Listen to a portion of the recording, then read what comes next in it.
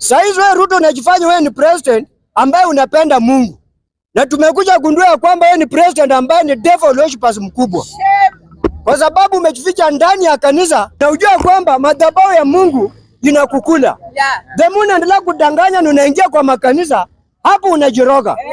Penye mimi nashiriki nilikwambia ukuje uvae hiyo mavazi. Jaribu ukuje penye nashiriki uvae hiyo mavazi. Kwa nini haujawahi kuja huko? Kwa sababu najua mavazi African Divine ni mavazi tunaweza sema labda mliwanunuliwa kwa devolution. Kwa sababu kwa nini wanaruhusu mnavaa hizo mavazi?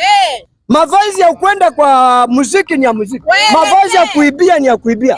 Kwa mavazi yenye umevaa ni ile ya uporaji. Ni mavazi ya kunyanyasa wananchi. Saa hizi watu wanalia. Wewe hujui watu wanalia. Ground hujui venye kunakaa. Na mimi kitu nakwambia, unaenda tamu moja. Na ukijaribu kuiba raundi hii si kama Uganda. Hapa si Tanzania.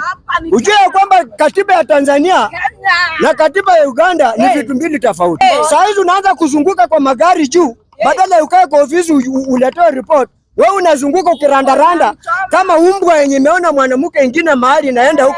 Umekuwa kama hivi. Wananchi mkuwe na umoja. Ile umoja yenye mtakuwa nayo ndio itaweza kung'oa hii gunia kwa hiyo kitu.